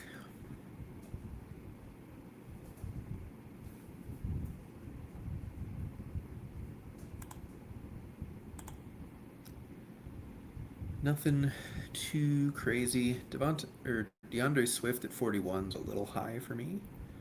That's probably the weirdest thing that's happened so far in this draft. Going ahead of Javonte, ahead of Tootin, ahead of Jacobs, HN, Scattaboo. So, a little weird. As you see, I have 1% DJ Moore. That is on purpose. I am not a DJ Moore believer this year. I think he is well and truly washed, personally. And if he proves me wrong, then so be it. But I don't really want to play the game of finding out. We do see Luther Burden falling into the 5th round here. He is still on the board. With this injury news, I would definitely be curious to see how often he falls into the 5th. He goes to the 3 hole, which I think is great for them. They have a really strong wide receiver room that feels very nice. Did not really want to take him at 40. Obviously would have smashed the button on him at 57, but I never really expected him to make it to 57. Josh Jacobs also fell quite a ways to 53. 10 picks past his ADP.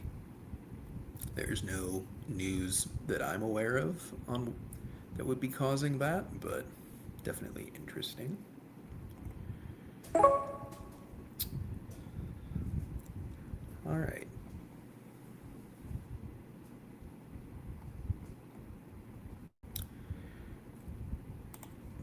We are going to start the execution of our plan.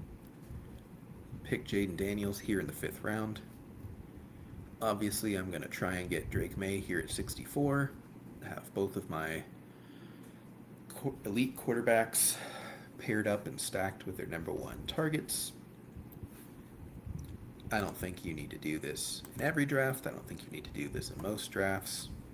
Obviously, it would be ideal if I could have taken Daniels at 64 and May at 81, but that's pretty unlikely. I think I would need to be more in like this side of the board to try and get that type of push. And if I want them paired on this side of the board, I'm going to have to pass up on some good players, but that's okay. So again, it's the concept of a plan. Trevion is very, very tempting here, I will say, though.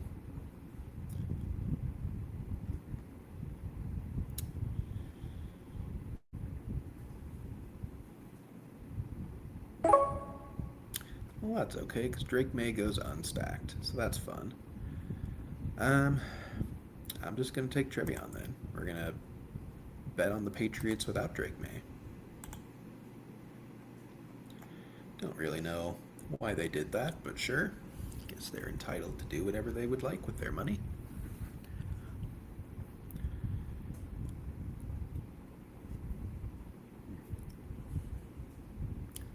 through 6 rounds. 1-2-3-0. Jaden Daniels at quarterback.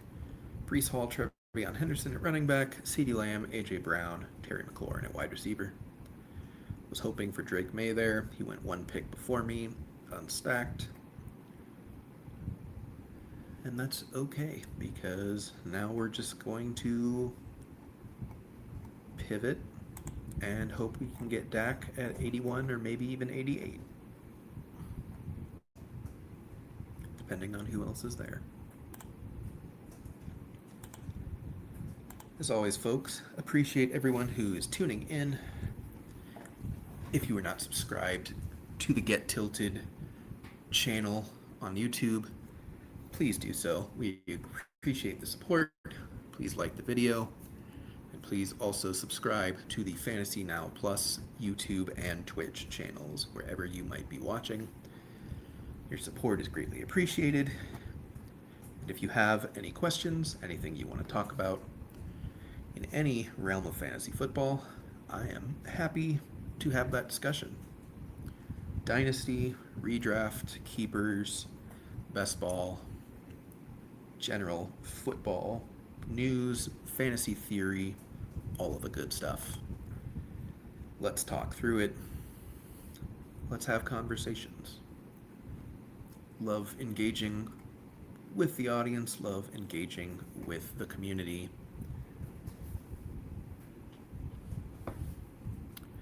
I might get Jalen Hurts here, which is not Drake May, but I wouldn't hate that. I passed on him at pick 80 in the last draft, and I took him at 77 in the first draft. He goes, that's fine.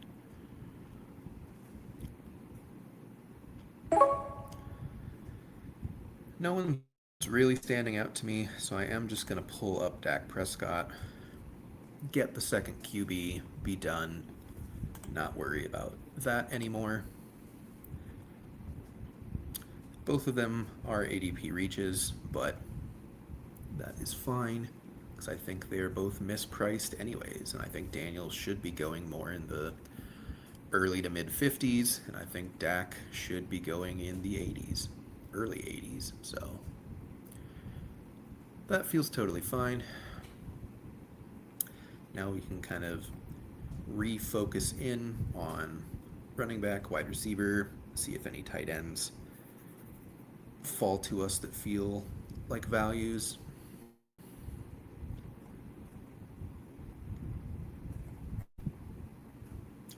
Jaden Reed goes. About to be on the clock here. And Cortland Sutton goes. I'm going to take Kenny Gainwell. I like Bucky more. I have a pretty solidly sized bag of Bucky Irving, but it does sound like the Bucks liked Gainwell a lot. They paid him money. They seem to want him to be involved a lot in their offense. And if that's the case, I think he's a good pick at 88. Bucky does have injury history. Gainwell has pass catching. He has juice of his own.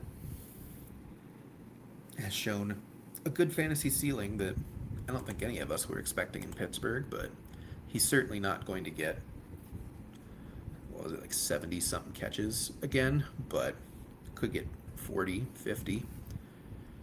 Could have some touchdown luck. We have no idea who the goal line back is between him, Bucky, and Sean Tucker. And I think that offense could bounce back. So, like Gainwell, I think he's a perfectly fine pick in the 80s and 90s.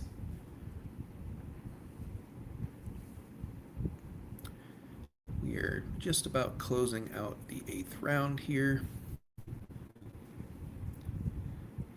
We saw Josh Downs go at pick 77. I think that's about where he should go.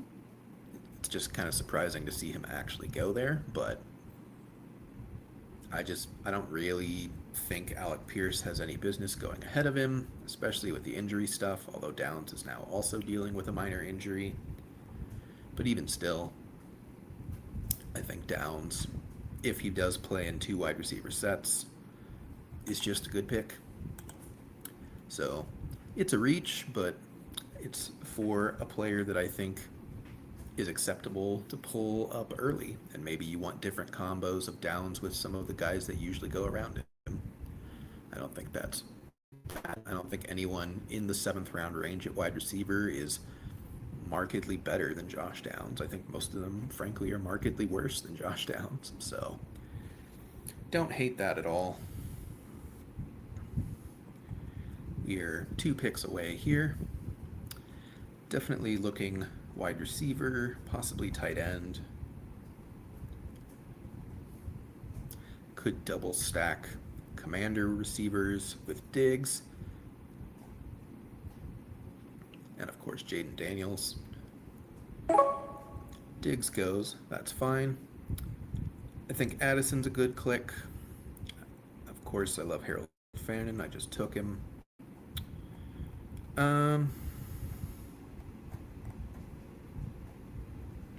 Let's go Addison. A lot of tight ends have already gone. If the 12 hole doesn't like Fannin, then it's possible we could get Fannin at 112. If we don't, no big deal. I like Jordan Mason. I like Bill. I like Kyle Monangai. I think those are all perfectly good clicks as well. But Addison gives us a 4th wide receiver that I think can easily crack a lineup any given week, especially if Kyler is even half decent, which I think he should be. I think he is. But technically, we don't know for certain. Let's see what 12 hole does here on the clock. Do they take Kyler? I'm not taking Kyler. I've got 2 quarterbacks early. I am done with that position. He does take Kyler. I think that's totally fine. As long as the next 2 teams don't take Fannin, then he takes Kincaid. Not what I would have done, but I'm not drafting. So I get Fannin at pick 112, 10 picks past ADP. Feels lovely. Best of both worlds.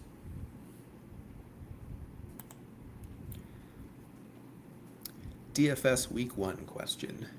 Caleb, Hampton, or Coker, or Lamar, Genty, and Wandale? I don't know if I love going down to Coker in Week 1. Let me look at Week 1 matchups.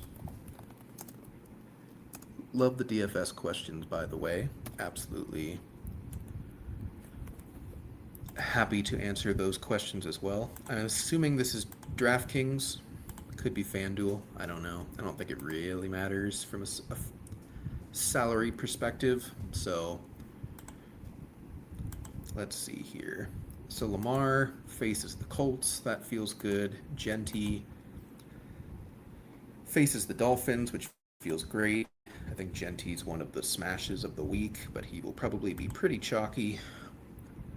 Titans are facing the Jets. Again, that feels pretty good for Wandale. On the other side of the coin, Caleb and the Bears are facing the Panthers. So Coker would be the bring back on Caleb. And then Hampton is facing the Cardinals. I know that. All pretty good matchups all around between the 6.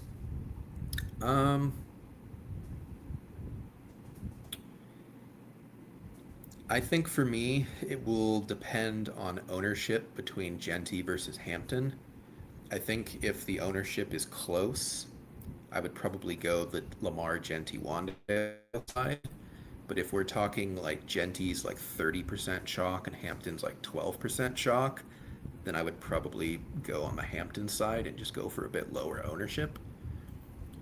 The names sound much better on the right-hand side for sure, but I think that might push a lot of ownership to lean that way as well. And I think Genty will probably be the chalkiest player in week one, if I had to guess. It's just a great matchup. He's cheap. I'm on the clock here. Let me make this pick real quick.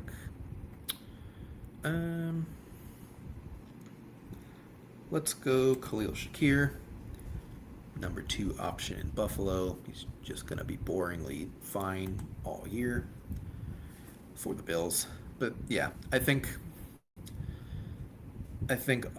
I ownership not taken into account at all would just want the Lamar Genty Wandale side. But especially if you're like playing the DraftKings Millie Maker or anything like that, if that's what you're considering for a lineup, I would definitely just keep a very close eye on the ownership projections for Genty, because if he's in the 30, 40-ish, even like high 20 percentile range, and Hampton's not, I would probably then pivot to the Hampton side of things. Great question, though. Loving thinking about DFS already on August 9th. We just put out a couple DFS videos on Get Tilted that were recorded where we went through the DFS slate, so definitely check those out if you haven't already. Do I want Worthy or Jones? Worthy at 136 is a very large fall. I think I'll take Worthy. I liked Jones more there, but I think the ADP fall of Worthy was just too good to pass up on, unfortunately. So that's okay. We can figure out running back later. But through 12 rounds, we have a 2-3-6-1. Went double elite quarterback, in my opinion, anyways. Jaden Daniels and Dak Prescott at quarterback. Running backs are Breece Hall, Trevion Henderson, Kenneth Gainwell. Our 6 wide receivers, CeeDee Lamb, A.J. Brown, Terry McLaurin, Jordan Addison, Khalil Shakir, and Xavier Worthy, 20 picks past ADP. And Harold Fannin as our lone tight end at this point.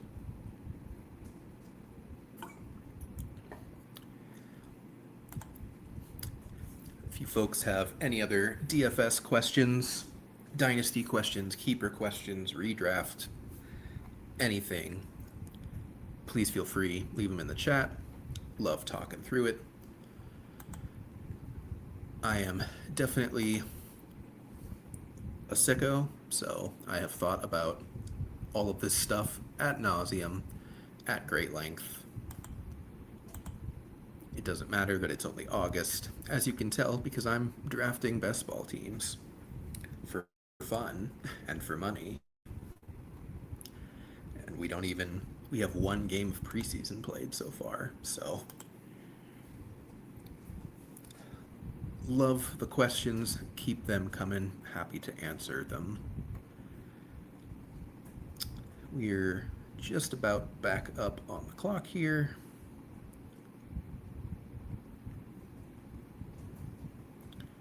Running back is going wildly early in this draft,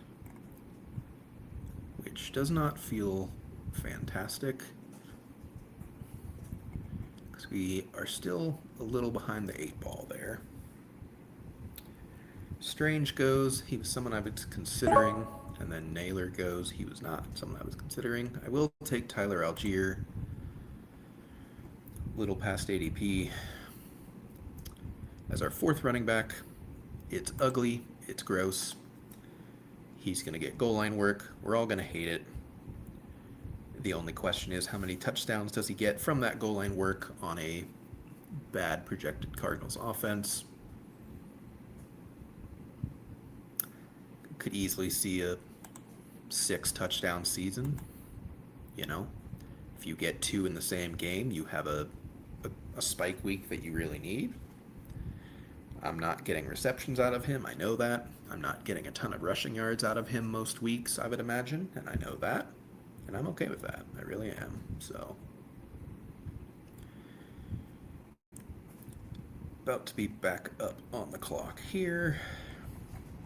I think Jaden Blue makes sense. I have Dak. I have Lamb. Yeah. we'll make the bet that Javonte does not last the full season or just cedes some of the passing work to Jaden Blue, even if he stays healthy all year. Already making a Cowboys bet with Lamb and Dak. So feels good to tack on Jaden Blue there, get some more Jaden Blue exposure, which I do not have enough of and would like more of as we head into the final month. It definitely sounds like Blue is going to get some work and has entered the good graces of this coaching staff, certainly compared to last year, but time will tell how that plays out. We are just making an upside bet on a good offense, and I think that's always a good bet to make at the running back position once you get past the players who just don't have work anymore. Basically, I think for me, once Dylan Sampson and Tyler Algier is off the board, like everyone else is just kind of like, you know. The one hole took Bijan ahead of Gibbs and then also handcuffed himself with Brian Robinson. So I suppose if you want to do that, you can. I would not recommend that, but I'm not drafting that team, so.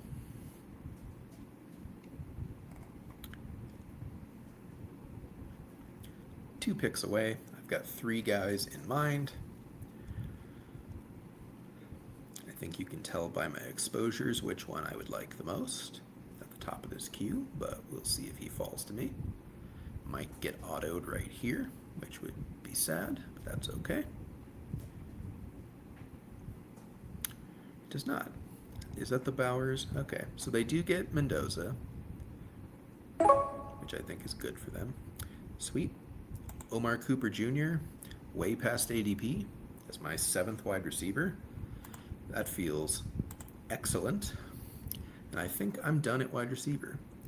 Got plenty of safety up top, got some talent and ADP fallers down below. And now we just fill out tight end and running back and let her fly.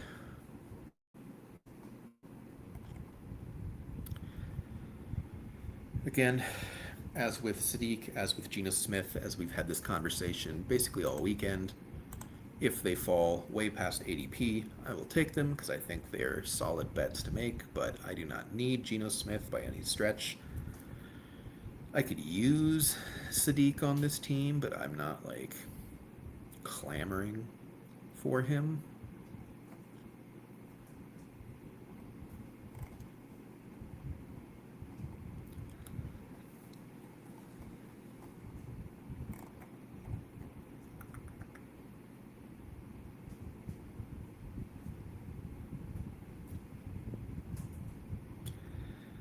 Although Jawan Jennings, 22 picks past ADP is also very interesting. I don't need another wide receiver, but I think I'm going to take him. I think just take the aggregation of Addison and Jennings as the wide receiver 2/3 in Minnesota. Expect that one of them's going to go off every like 2 or 3 weeks. And if Kyler is the truth and this offense just explodes, then maybe one of them's going off every week alongside Jefferson. So that feels good, especially with Jennings that far past ADP. I would have been looking at him in round 14 at that point, so that feels good. I've got 4 picks left. We'll recap the team one more time here. Have a 2-5-8-1 at this point. Definitely done at wide receiver now. Jaden Daniels, Dak Prescott at quarterback. Breece Hall, Trevion Henderson, Kenneth Gainwell, Tyler Algier, Jaden Blue at running back. 8 very good wide receiver picks. CeeDee Lamb, A.J. Brown, Terry McLaurin, Jordan Addison, Khalil Shakir, Xavier Worthy, Omar Cooper Jr., and Jawan Jennings, both very far past ADP, and Harold Fannin Jr. as the lone tight end so far. So definitely two tight ends, probably two running backs to close this out, I would say. Which isn't fun because those are tight end is fine, but like does dry up very fast. Running back is disgusting late, very, very disgusting late. But we're gonna do our best. Hopefully, we get a couple late fallers that feel good. We'll see what happens here. It has slowed to an absolute crawl here in round 16. It feels like a bunch of folks have gone on auto pick. The one hole definitely has. That or they're the fastest button clickers I've ever seen.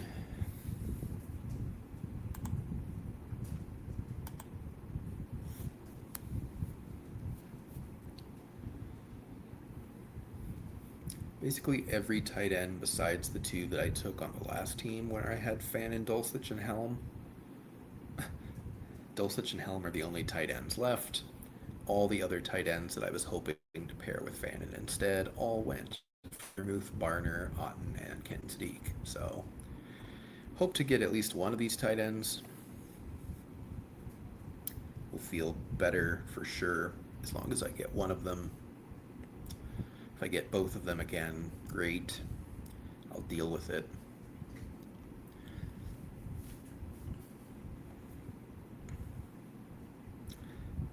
Dulcich goes. And Helm goes. That's rough. Yeah, tight end's gone, so that's fun. Running back is also gone. We're going to go George Holani on this team. Make the bet that he gets way more work than we would like in the early parts of the season as they work in Jadarian Price. I don't super believe in him as a talent. I don't super believe in that offense, and I don't super believe that he's going to get a ton of that work, but we'll see. I'm going to be making some disgusting tight end picks here.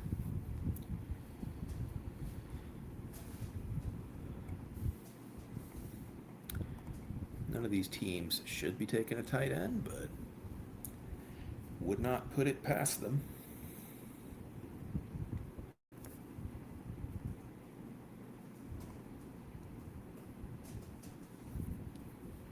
Two picks away here in round 18.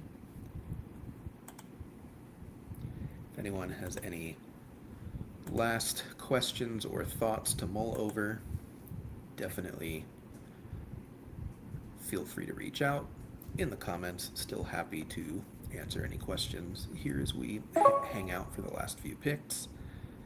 I'm going to take Evan Ingram. I don't want to take Evan Ingram, but he's kind of break glass in case of emergency, last tight end available type of pick.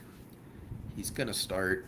I have not heard nearly enough about Justin Jolly to really feel confident that he has any realistic chance of taking that job as a rookie. I've heard better things about Ingram this offseason than I did last offseason, so maybe he just is good. That's very unlikely. I do not take him very much because I don't think that's likely, but you never know. I think one more running back, one more tight end here to end. Njoku is gross but fine. Gesicki, gross but fine. I think Tonjes is gross but fine. Kolar is probably the starter. Stowers, if you want pure upside. Eli Raritan is getting a lot of buzz in camp. At running back, I think Kalen Black is fine. I think James Conner is good. I think Jordan James is fine if you don't get Kalen Black. I think Giddens is fine.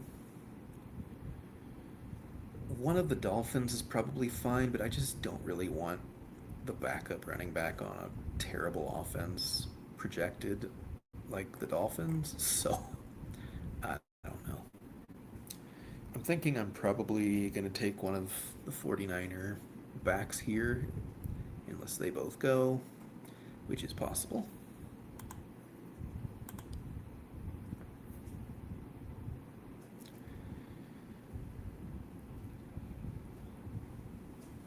LeQuint Allen goes.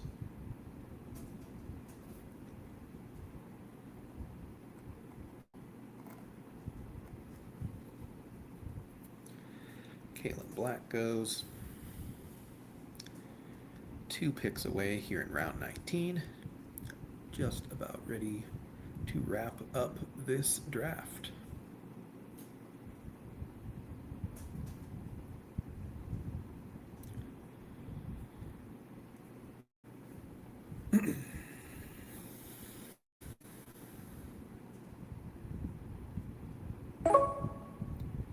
Okay, we'll take Jordan James.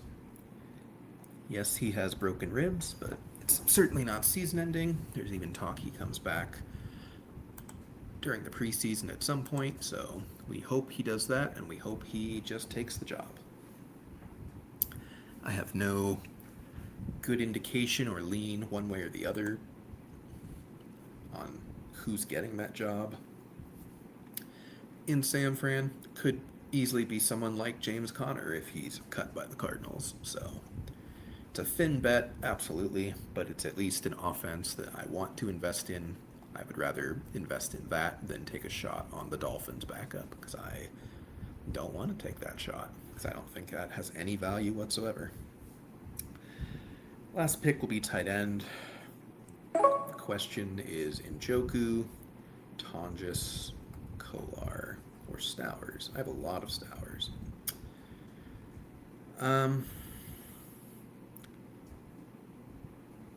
Let's do Tonjes.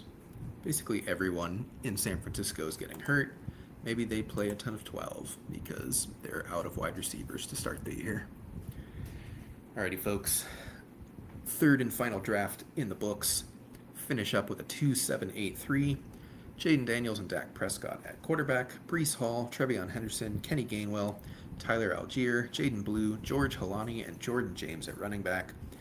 A very strong 8 wide receivers group of CeeDee Lamb, A.J. Brown, Terry McLaurin, Jordan Addison, Khalil Shakir, Xavier Worthy, 20 picks past ADP, Omar Cooper, 20 picks past ADP, and Jawan Jennings, 20 picks past ADP. Harold Fannin, 10 picks past ADP, and then a disgusting backup tight end room of Evan Ingram and Jake Tonjes. Weird team for sure, but sometimes tight ends just go, and you just have to make do. But folks, that is going to do it for me today. Thanks for joining me. 3 main event drafts here on Drafters. Appreciate your support, appreciate you tuning in, and I'll say one final time, if you want to join us on Drafters in the future, we will be doing plenty more live streams this month of August.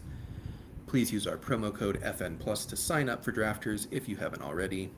You'll get a deposit bonus match up to $100 on your first deposit. You can play best ball, but you'll also see that there are other sport contests that you can look at. There are pick'ems for every sport. MLB, WNBA, NFL, all that stuff. Season-long pick'ems that you can do. Use that money for. It does not have to be drafts. I obviously like to draft best ball, but there are plenty of options for contests. There's plenty of ways to spend your money on Drafters and enjoy yourself. So thanks for tuning in, folks. Have a great Sunday. Hope you have a great week, and I will catch you all soon. Thanks for listening. Be sure to like and subscribe wherever you watch or listen to podcasts. We'll be back next week for more ways to win your league.